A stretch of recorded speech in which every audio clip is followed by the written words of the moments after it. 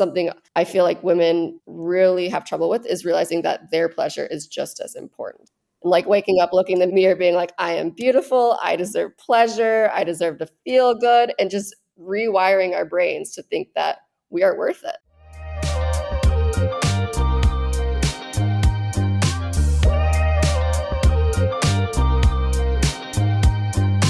Welcome back to Dating Intentionally. I'm Talia. I'm a dating coach, and I'm sharing no-nonsense advice for navigating modern dating with confidence and ease, whether you've been on dozens of dates or you're just getting started.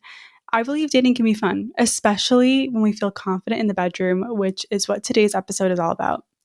Before we dive in, I just want to say it means a lot to me when you rate and review this podcast. If you've already rated the show, thank you so much. And if you haven't done it yet, and this show has helped you in your dating journey, I'd really appreciate it if you did. Your ratings help other intentional daters find this podcast, which helps them find love.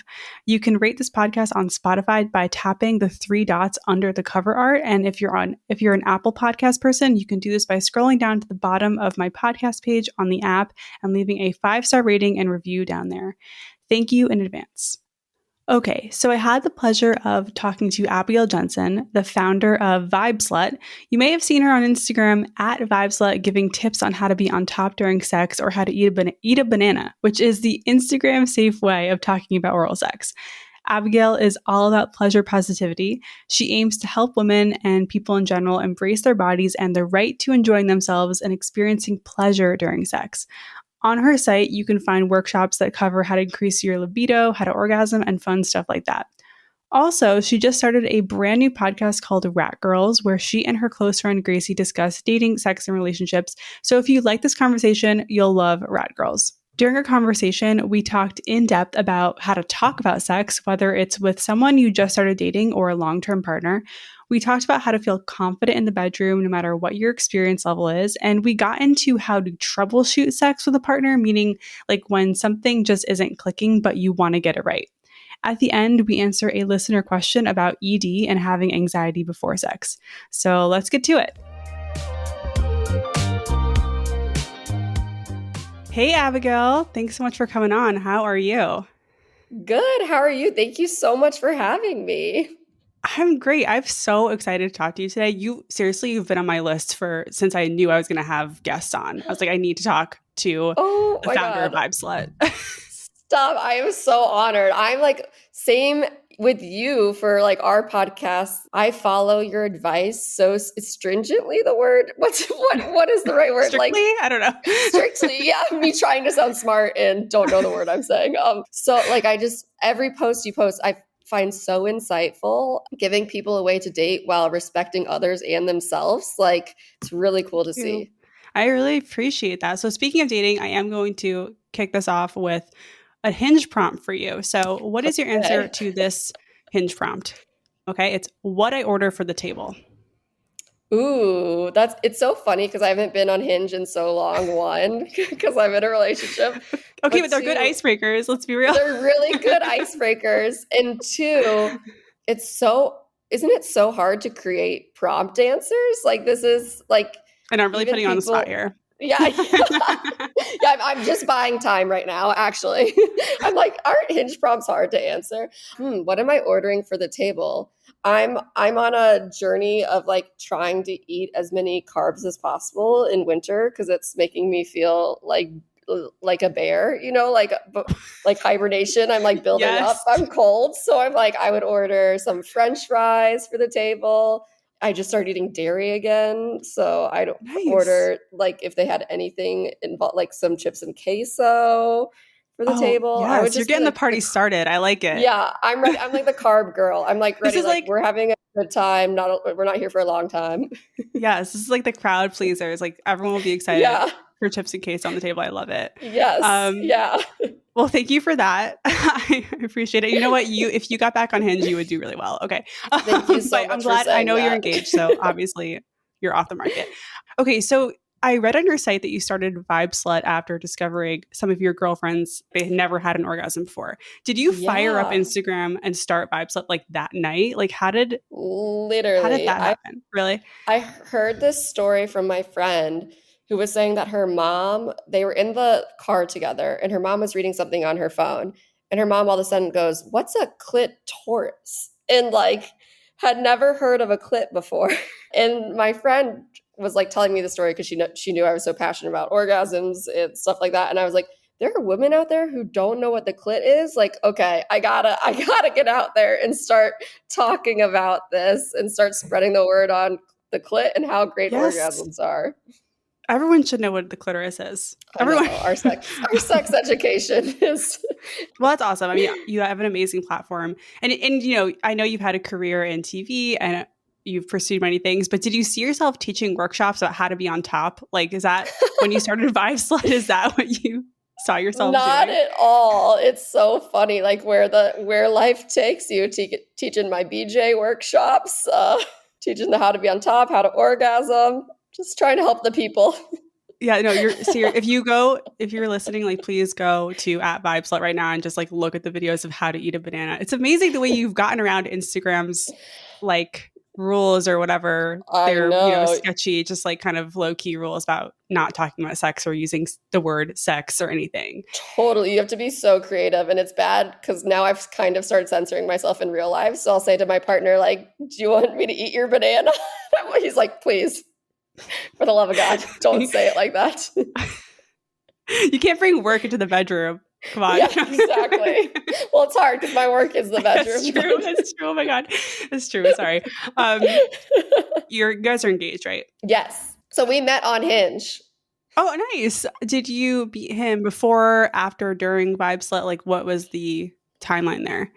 We met before Vibe Slut. He was a huge supporter of me, like quitting my kind of toxic job and starting something new. So That's he hot. was like excited. Yeah, right? Like to have someone so supportive and excited for you. And, he's had some people ask him, like, how do you feel about this? Or my parents have been like, wow, you're such a good sport, And it's like, no, he's excited. Like, one, he benefits from a lot that I'm doing because I'm perfecting my skills even more. So I'm like, no, this is a lucky, lucky bitch. Like, I feel the same way, yeah, about what I'm doing with dating and relationships. Exactly. Like, totally, it's like a sneaky little way to boost a relationship. yeah, you do a really good job of sharing also like check-in things with relationships. Like, and so that's such a good thing for your own relationship and mine too. Like I do those check-ins and it's like kind of a way to open up the conversation to your partner. It's like, well, I'm writing something about this or making a video about it. We might as well do it. Right, right. We as creators, we have to walk the walk, talk the talk. So we have a lot of topics to get into, but I want to start with, I asked my Instagram audience what to ask Abigail. And I want to start with figuring out sex with someone you just started dating. So this is like when you're just starting to get intimate with someone new, when things are a little clunky in the beginning. What's your advice for like how to tell if you're sexually incompatible or if you just haven't learned each other's bodies yet? Like, have you run into this? Yeah, that is a great question. And I feel like that's, yeah, such a thing when you're discovering someone's body for the first time, especially like kissing. For me, kissing is almost harder than sex. Like learning their kissing pattern is really interesting. But I think it's cool that everyone kind of comes with their own instruction manual. There's no like one size fits all. Everyone views preferences, has different preferences. And so the best way to like figure out right away if you're incompatible or if you just don't know what they like is to ask them what they like and communicate as Okay. soon as possible, which can be really hot too, because it's kind of like a little bit of dirty talk. You're talking about what you're doing. And a lot of people are afraid to do that initially, but they learned it can come really naturally and be really sexy if while you're doing something, you're like, do you like this better or this better? And then it's kind of like the this or that method with like looking at, you're at the eye doctor and they're like, does this look better or this look better about the different letters?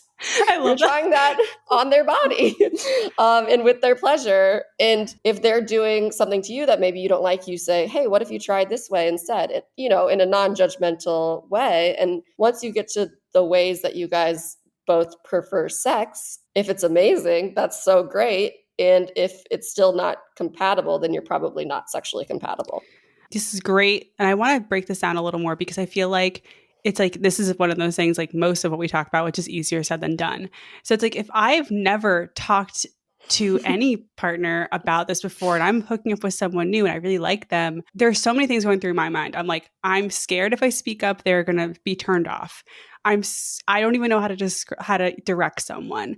Like, how does this not get awkward? Like what if I'm really in my head about it? Like, do you have any suggestions? I live most of my life in a delusional fantasy world. And it makes things really like fun. And my alter whatever I decided my alter Ooh. ego was, who was like this sexy goddess who was unafraid. And I was like, and her goal is to enjoy pleasure and have their partner enjoy pleasure. So what what would she do and say in this moment? Sex is so vulnerable, and it's kind of fully buying into that vulnerability and being like, it's not only vulnerable with my body, but it's vulnerable with like how I present what I desire. So just like being confident in whatever way you can, whether that's creating a persona for yourself, if that makes sense. Yeah. I also think like, yeah, embracing the awkwardness can also just help completely diffuse any feeling, any fear. It's like, you know what? Like, I know this is weird, but does this feel good? you know? 100%. Like saying that you're feeling awkward asking it makes them also less likely to respond in a judgmental way, because they're like, oh, she's stating she feels awkward. I'm going to try to help her out. Ideally. Yeah. No, most people are good, hopefully, and do that. But yeah, saying, I feel awkward asking this, but does this feel good? How does this feel compared to this? And just kind of vocalizing as soon as possible and making it the norm. So again, I'm very practical. Like I like to get into like the weeds and the stuff. So it's like, do you think these conversations should happen when you're not even like clothes still on, like maybe when you're kind of like a little tipsy at the bar after a date and you're like in a public, should it happen when you're doing foreplay, during the act, after? I mean, I know the answer is like any time of these, but like for Yeah. someone who is really not comfortable with this at all, has never done it, what do you suggest? Yeah, that's the interesting thing about sex is like people are comfortable having it, but not talking about it, which is really Yes. interesting. When I met my fiance, I did the dates. We were getting a little tipsy, and I brought up, I was like, what do you like in the bedroom? I've gone on some dates lately, and there's been some miscommunications about like bedroom stuff. So I just want to make sure we're on the same page. Bringing it up outside of the bedroom can make it feel easier when you get into the bedroom, but that sometimes sounds scarier than doing it while you're actually having sex. Did you bring it up? Where were you guys when you like brought it up? We were in a very public space. Okay. I think that's fine. Like for me, I liked actually to, if I was interested in someone, I knew I wanted to take that step with someone, which for me was like a little later in the dating process. Mm-hmm. I enjoyed sexting before having sex because for me, it felt like a safe way to discover things without actually doing it. And then I also agree. I love the anticipation building of like talking about it when you're at a bar, like over dinner. 100%. Yeah. I also remember times where I was like hooking up with someone new and I would ask them, it's like, what do you like? And they'd be like, no one's asked me that before. That's so interesting. I know. And I was talking to someone about this recently and he was like, yeah, like people I've been with would have benefited if like by speaking up, I knew like it wasn't working, but they didn't say anything. And it's like, Yeah. he didn't want to like speak up either. You know what I mean? It's so, so tough. It's so tough. And like specifically with women hooking up with men, I think it's important to remember that like the guys are just so excited to be there. Like they're just like cannot believe you are hooking up with them. Like, and so there's not much you can do wrong. I feel like obviously like get consent and all that stuff, but like the excitement is so much of the hookup. And so if you start doing things that you might think are out of the norm, like asking questions, that's not something that's going to like sway them at all. They're just excited to be along for the ride. Yes. Oh my God. That's such a good point. Yes. I mean, that kind of leads into another question I have, which is like, whether you've been with a partner for a while or you're just kind of hooking up, what are some techniques for getting out of your head? Because I think that came up a lot too, is like people were saying, I can't feel aroused because I'm so in my head. And it's not just like they're thinking about their to-do list. It's like they're maybe thinking about their body or if their partner's having a good time and all that stuff. Totally. I think it's really hard to just say love your body, like when Yeah, you yeah, because no. you want it to be that simple, and I obviously know it's not because I'm a woman who grew up in the 2000s. So it's it's not that easy, but try to think about, like we said, your partner's just so excited to be there. View yourself like you're viewing your partner. You're also very excited to be hooking up with them and in the moment with them. You're not thinking about their like random nooks and crannies that they might be self-conscious about, and they're not thinking about that on you. They're in it for pleasure, and you're also in it for pleasure and deserve pleasure. And I think that's something I feel like women really have trouble with, is realizing that their pleasure is just as important. So I like to do affirmations to myself. I'm such like a manifestation affirmation girl. Like waking up, looking in the mirror, being like, I am beautiful, I deserve pleasure, I deserve to feel good, and just rewiring our brains to think that we are worth it. I love that. I love that you use affirmations. Do you feel like it would be good to have that track running in your mind as you're hooking up, or would that like take you out of it more? I don't know. No, I think it's good. I like to have something like a mantra to say during sex to myself. One, to get my head out of like all the different tasks I have to do as a way to kind of focus myself. And two, because yeah, it can make me feel more confident. So Yeah. whether it's like we're hooking up and in my head I'm saying like, this feels so good, I deserve this, just repeating that over and over again. And then eventually all those other thoughts start to drown out. I love that. I mean, yeah, my method for this is I try to tune into my senses, especially touch, which is obviously like the main thing. So I'm like really grounding myself in like what does my partner's skin feel like, or something like that, where it's like I'm only really focusing on that, and that helps me snap into the moment more than like worry about everything. And you know what? Honestly, if I'm having a bad body image day, I just like turn the lights off. There you Like go. that pretty much solves it for me. I love that because it's like eating a cupcake is so much more satisfying when you're like paying attention to how the cupcake tastes and like really focusing on like the pleasure the cupcake's giving you. It's the same with sex. It's like just focus on the good stuff. Yeah, love that. What is your suggestion for like if you want to try something new like dirty talk or bringing toys into the bedroom, but you're scared of like being good at it? I feel like people are worried about their skill a lot with things, and especially dirty talk came up a lot in the questions. Totally. Well, one, I want to say like my favorite way to bring up dirty talk or a new thing with your partner is that I read about this method, even though for me personally, it's more like I saw a TikTok about this, but I'll claim I read it in like the New York Times. Yes. Like I read this in the Washington Post. It was Yeah, like I read like, how people who do dirty talk are 50% happier or whatever it is. Like, yeah. So if you want looking to bring things up, a little white lie won't hurt you. But two, it's one of those things that's kind of like exposure therapy. Like you just both buy into it. You talk about it beforehand, acknowledge that it might be a little awkward, but you're going to go all in, and then try it afterwards, evaluate what you thought about it. And I wouldn't give up after the first time because everything's going to be a little awkward the first time. And like you said, embracing that awkward, laughing when it's funny, sex is supposed to be fun, and then trying again if you're open to it. yeah, laughing and joking around. That's like my favorite part. Like I love trying new things because it is just pretty funny. Like there have been situations where I like brought in something to the bedroom and I realized we were using it wrong, like for the first like few times. Like, it was pretty funny. It's just like, why isn't this working the way I thought it was? Yeah. Like, oh, And then it brings you closer. It's a yeah, vulnerability moment. But if yeah. they're looking specifically for skills, I would watch like how to hone in on those skills. I would watch ethical porn. I would read smut. I feel like smut's such a good place to learn things. Like look up if you want to learn about dirty talk or BDSM, look up smut that features it. Okay. Do you have any recommendations? Anything you're into? I'm currently reading, well, I just ordered, oh my God, I'm so excited. Like, what's it called? It's on its way, like Throne of Ice or something. Have you heard of that one? Is I've that what it's heard of the called? series, yeah, but I have not read it yet. And I'm super excited for that one. And I'm currently rereading. Is it Pucking Around? There's a hockey one. It's very long and it's about threesomes. So if you're looking to learn about threesomes, This is a whole world I have not like. I have nothing against this. I would totally see myself yeah. getting into. I just haven't yet. It's just like it's waiting for me. I just I'm And like it's waiting for, yeah, it's waiting for you. You're waiting for it. It's mutual waiting.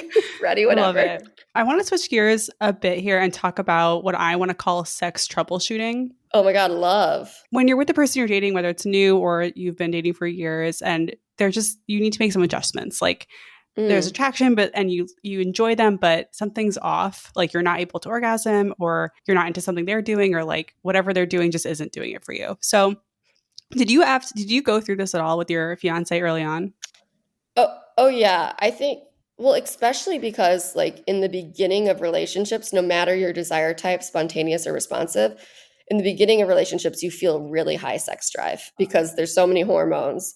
And then when the newness starts to wear off, if you have responsive desire like I do, it takes more to actually desire sex. So we had to really check in at some point and talk about what it was that was going to help get me in the mood. Wait, is he spontaneous? He's spontaneous. And often men are spontaneous and women are responsive. We're the opposite. I'm spontaneous and he's responsive. And it's been Oh, okay. Can wow. I tell you? I'm going to reveal this. Like a few months in, I kind of realized that I'm like, I don't actually know how to turn my partner on. Like my approach, and which has worked because again, like with guys, this just kind of worked for me. It was just like bulldozing through and being like, I want you. Let's do this now. Like, Yeah, but that does yeah. not work for my responsive partner at all. And I was like, wow, I felt so ashamed, honestly. I was like, I started my sexual journey in high school. I definitely have experience. And I'm like realizing at 31, like, I just don't know how to like slowly turn someone on. There's no reason to feel shame for that because it's not something we're Yeah. taught. No, I know. But it was like this aha moment of like, wow, like this is something I need to work on and pay attention to. Totally. Do you feel like you're in a good place now? Were you able to talk about things? Yeah, we've talked about it. It was something I realized and brought up, and we've talked about it. I don't think I've mastered it by any means, but like the awareness is super helpful. The awareness is like half of the battle. Okay, so you had kind of this like transition with your fiance of like high sex drive early on, and then things kind of taper off. How did you approach the conversations? Yeah, I started off with the I read about it method and was like, I have been feeling like less into sex lately. I read about this thing called responsive desire, which I think I have. It's like I don't think about sex out of the blue, is basically responsive desire. My body has to get turned on first for my mind to get turned on. And I was like, so I would love to like test some different things because I want to have sex with you and I want it to be more often because I love you. And I really centered myself around the conversation. There was no blame or anything because it's not his fault at all. It's making sure he knows that it's internal on me and being like, I love you, I love us, I want to have sex as much as possible, within reason. Yeah. And I'm going to start exploring what I can do that turns my body on so that my mind gets turned on. And here are some ways you could help me throughout this journey. And I'll continue to update you. So just being like as open and honest as I could. Love that. Yeah, I'd say we had a similar conversation. I mean, not everyone is as expressive or like, Hmm. is capable of like saying, do these things, but it's also part of the fun of being in a long term relationship is figuring each other out and Yes. making like these small adjustments. It doesn't mean you're bad at it or like you're bad at sex or whatever, or like it doesn't work or you're incompatible. Like you said in the beginning, everyone has their own instruction manual and, you've got to be open to that. The instruction manual is constantly changing too. Something that feels good one year might not feel good the rest. So it's just good to constantly do these check-ins with your partner and see how they're feeling about your sex life. When is a good time to do these check ins? Like, I've heard it's really bad to do them right after sex. That's so Yeah. interesting. Yeah. That's really interesting because I think, sex can be a really good conversation starter because if you have Hmm. it, then it can be like, well, we just had it. Let's talk about it now. Right. But I think it could be bad if you're coming at it at like I'm blaming my partner for something, you did something wrong method. I think Yes. you have to approach it as like, this was really good. This is how we make it even better kind of thing. Are you open to it? Okay. Love that. Sure. I could totally see that being a very positive conversation after sex. Yeah. Yeah. Yeah. So I think after sex is a great time or anytime. I mean, this is like all times, but anytime between sex sessions, basically, not right before you're going to have sex, because I feel like that puts a lot of pressure on things. But doing it like maybe during the day, you're going to have sex that night, maybe figuring out a way to like bring up the conversation with like, I saw this, I read about this, I've been thinking, I had a dream about this, I've been thinking about this lately, and open the conversation to sex and what you guys could be doing to improve for both of you. How do you feel about scheduling it? I love scheduling sex. Yes, me Love, too. love, love. Yes, all aboard. All aboard.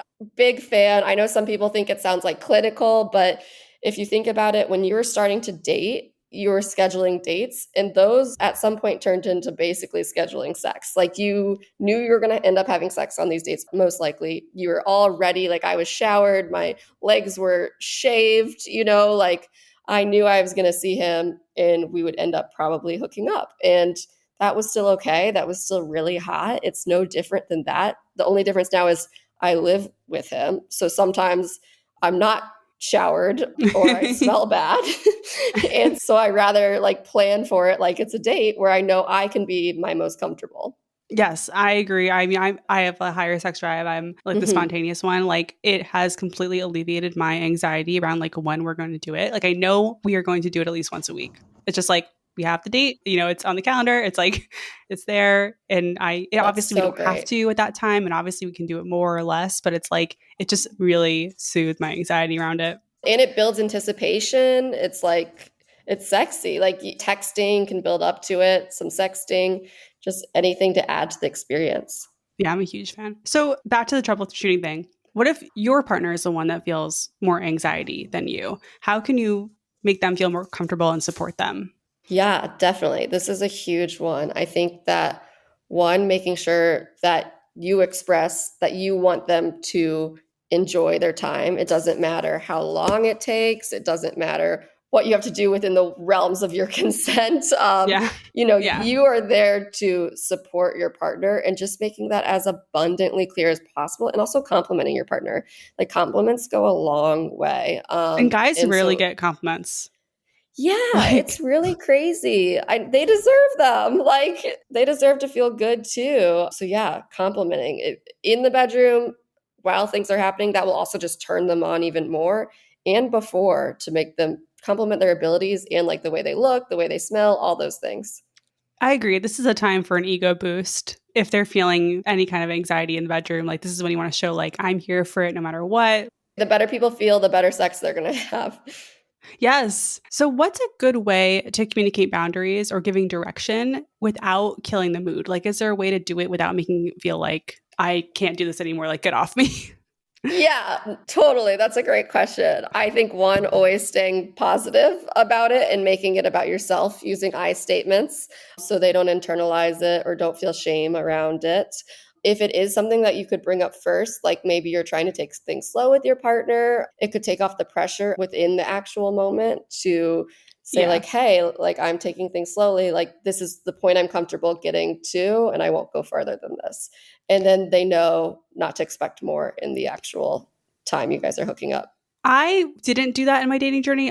Did a different approach, which is more like in the moment, like in the heat of the moment, I would just kind of be like, this is as far as I want to go. I don't know if I really tried it your way because honestly, I had to learn how to slow down with sex because I used to have sex like on the Mm. first date and like I used to jump to it really quickly. So in my dating intentionally journey, had to learn to like make a connection first before getting intimate. So honestly, me saying, this is as far as I want to go is kind of more for me. Cool. I mean, that's huge. Yeah, in a way, I was like, you know what? Like, I'm drawing the line here, and no one ever reacted poorly to this. Like, they're like, oh yeah, okay, like no problem, whatever.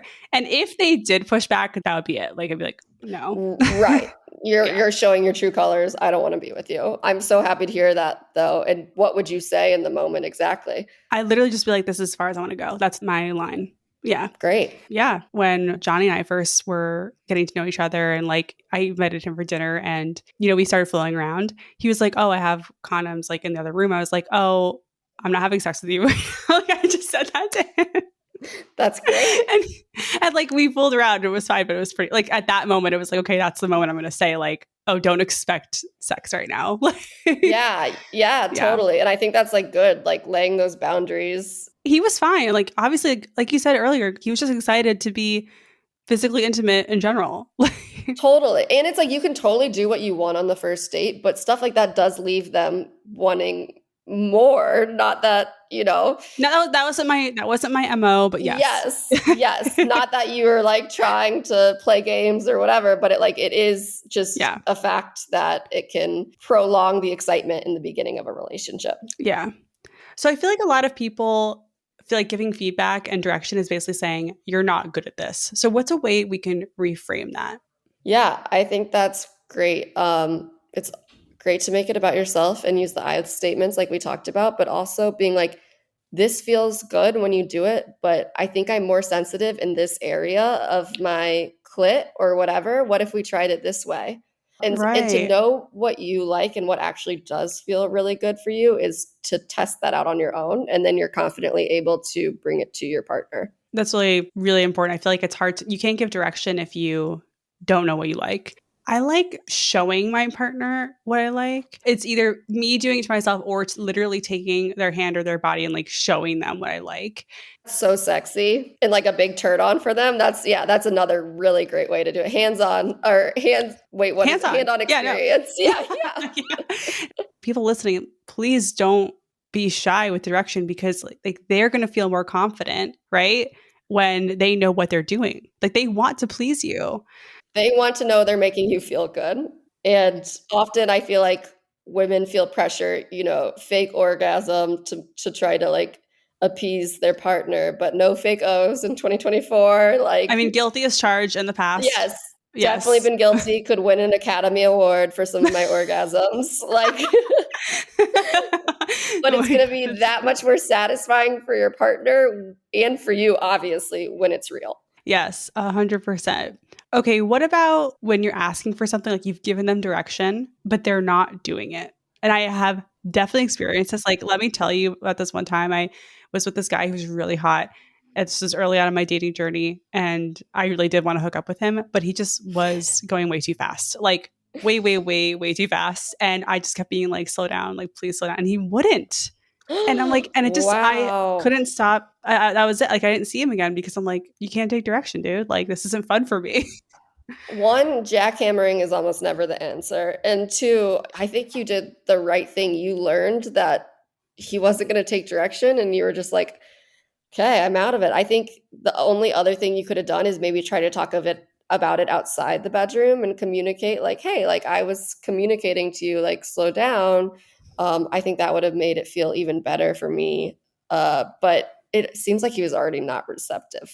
Yeah. I mean, that wasn't the only way we were incompatible. He also said, like, he never goes Hmm. down on women. And I'm like, Oh, that's like, that doesn't really work for me either. So, yeah, there's a lot going on there. yeah, like, there was a reason why, that didn't pan out. But yeah, I feel like this does come up though. It's like, it's either they don't seem to listen or they just don't do it, or they do it Hmm. like one time and then they don't really do it again. That's one reason like positive reinforcement is so good. It's like not actually like training a dog, but kind of where you're like, okay, like you did a great job. This is amazing. And then they'll want to do it again and please you. Like they're going to crave that validation and excitement that you just gave them. And if they don't do it again, just continue to bring it up in conversation and say, that felt really, really good. I would love if we could try that again. Yeah, I mean, I've been in a situation where like I did do a lot of positive reinforcement, but I think like what I wanted, like they weren't as comfortable with. So it just like didn't happen as much. And that's something in a long-term relationship where it's like, okay, cool. Like we can work around this. I don't know. Like Yeah, it's sometimes you have to pick your battles, I think.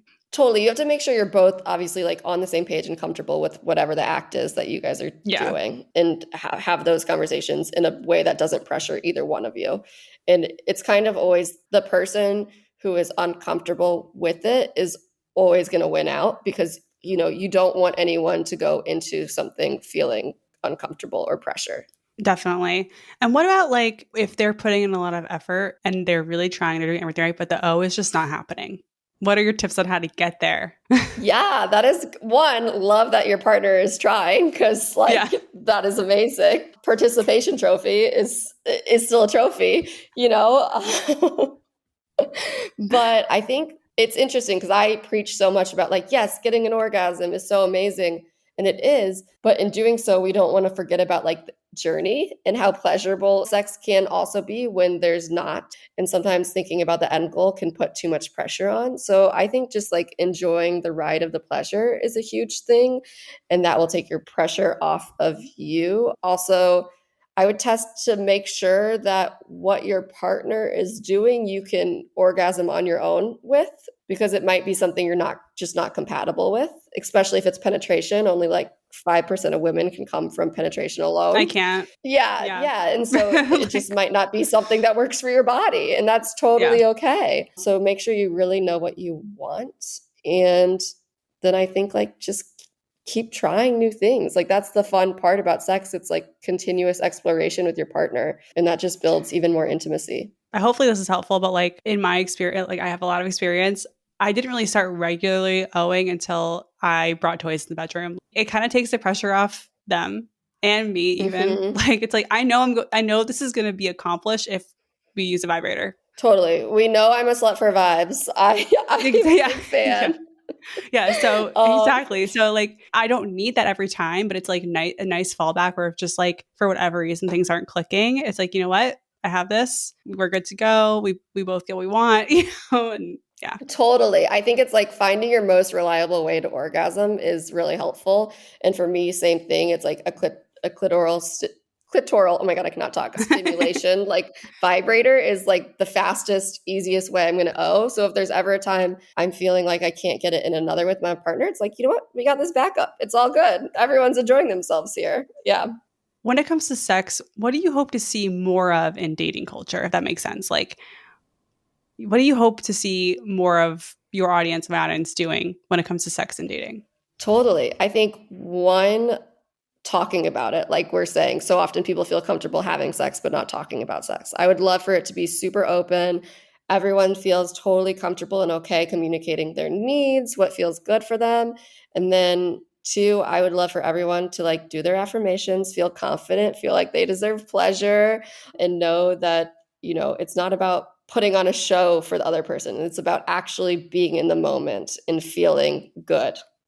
Yes. That's beautiful. I love that. I want to see more of that Thanks. too. And what do you hope to see less of? Well, fake O's, like we said. Oh my God, I'm Yes. censoring myself. Fake Yeah, orgasms. I know. I was too, but I like saying, "Oh, it's funny." I don't It is know. fun. Yeah. Less of that. I think I want to see less of this is more about dating and relationships, but I want to see less getting too comfortable with the fact that you're together. I want to see more of pursuing your partner consistently, doing date nights, doing things to make your partner know that they're loved and wanted. And I think sometimes that kind of takes a dip in relationships over the long run. And I want to see that I continue just want to to. point out you did a really good job of taking my negative question and turning it into a positive, which is exactly what we want to see more of in the bedroom. There we go. Exactly. How can um, you be more positive? wow. Okay. Do you have a little bit more time for a listener question? Yeah, of course. I picked this one for you because I feel like this is something I'm not sure would know how to answer, but I think you do. All right. Cool. So I, 23 male, have always had issues initiating physical intimacy, largely because of some performance issues slash ED. I don't have many issues getting a first or second date, but I struggle to keep the momentum going due to my anxiety around sex. Although I do want to have sex at some point with them and have had experience with sex before, but with minimal success, I feel like I avoid situations or get anxious if I near to a point of having sex with a potential date. I've heard of breaking things up with what I feel comfortable with to start out, but I'm not even sure of where to start in terms of comfort level. I have tried Viagra, but sometimes I still have issues getting into the mood. How should I address this issue that I have before actually trying to have sex? There doesn't seem to be a right time during a date to bring this up, and I want to make her feel comfortable. So, what do you think? Yeah, this is such a great question and something that so many people run into. I want the listeners to know one, they're not alone. ED is very common for multiple different reasons. And I think that honestly, like being honest with your partner, no matter how hard it is, will really take a lot of that anxiety off because then there will not be that expectation that you are putting on yourself. And I think that that partner will respond to it better than you think they will, especially if you make it very clear, like, but I get ED, but I'm still here for your pleasure. Like, I'm still ready to do what you need to feel good. And honestly, if it is a woman he's hooking up with or someone with a vulva, like they don't need penetration to receive pleasure. So if he's worried about what his partner will think because he's worried about pleasuring them, the ED for that aspect is not an issue. He can still give clit stimulation without using his penis, basically. But he also deserves pleasure. So he should try to get to the bottom of what is causing this ED, because he wants to be able to come, because that's Yeah, that's enjoyable. great. We love it. And so there's a few different things you can do. One, I would talk to your doctor, make sure that there's no underlying health condition, medical reason. Two, I would practice mindfulness and meditation, because that anxiety bleeds into so many parts of your life, including the ED, and can cause it. And so I would just do things outside of the bedroom that can ease your anxiety, and then in turn take those coping skills to the bedroom. And just be as open and honest with your partner. And if they're the right person, they're not going to hold that over your head or anything like that. They're going to be supportive. What about for the other side? If you're a woman and you are on a date with someone who is having this issue, like, what do you think is the way to navigate that? I think be, one, so supportive, obviously. Ask, what can I do to help you in this situation, help ease your anxiety? And two, don't take it personally. It's not about you. The ED is, there's some external factor there.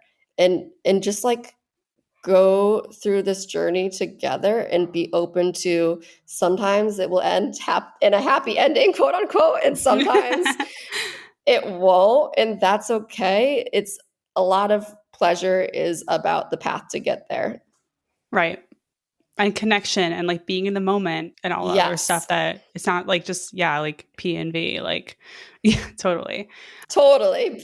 I want to send the listener like so much love, and just like know that hopefully they feel supported, and like truly to know that it is so common. Yes. Yep. Definitely run into it. It's not a big deal. Not a big deal. And people go through phases too. It's not like, it doesn't mean it's forever. It can come and go with life. You're so encouraging. And you seriously, I love your positivity around this. Like, you are truly so pleasure positive, which is your phrase. And I would love for you to share with us, how can we support you? What do you have? What do you have for us? Yeah. And where can we find you? Yeah, what you got? Yeah, what you got? I wish I got more for the people, but as of now, I Right. have, find me at Vibe Slut on Instagram, or I have a podcast as well called Rat Girls. I do it with my friend, and we are like besties, so it's super fun. And we talk about sex, dating, and relationships for the most part. It's great. I'm excited to go on it. Yeah, this week. I can't wait to have you and to have all your beautiful insights. Abigail, this has been amazing. You've been amazing. Thank you so much for sharing all this with us. Thank you so much. It has been so wonderful chatting to you. I love when internet friends turn into real life friends. I loved this conversation with Abigail. I feel like her advice is super straightforward, just like what I try to share here on this podcast. If you feel like you want more confidence in the bedroom, definitely give her a follow at Vibe Slut. She shares so many practical tips and techniques for foreplay and sex, as well as advice for getting out of your head. What I loved about this conversation is that it's proof that there are so many different and positive ways to approach communicating about sex, and you get to try different approaches until you find what works for you. As a reminder, you're doing great. I love telling you that just in case you don't feel like you are. Another thing I love is when I hear from you. So, what did you learn from this episode? DM me on Instagram at dating.intentionally and let me know. I feel like I want to have Abigail back at some point, so if you agree, please share with me in the DMs. Thank you for listening. I love it if you share this podcast with someone who is navigating dating and might need a little confidence boost or some tough love. If any of these episodes have helped you in your journey, you can help me by leaving a stunning review on Apple or giving Dating Intentionally 5 stars on Spotify. I really appreciate it. Once again, I'm Talia. This has been Dating Intentionally, and I'll catch you next time.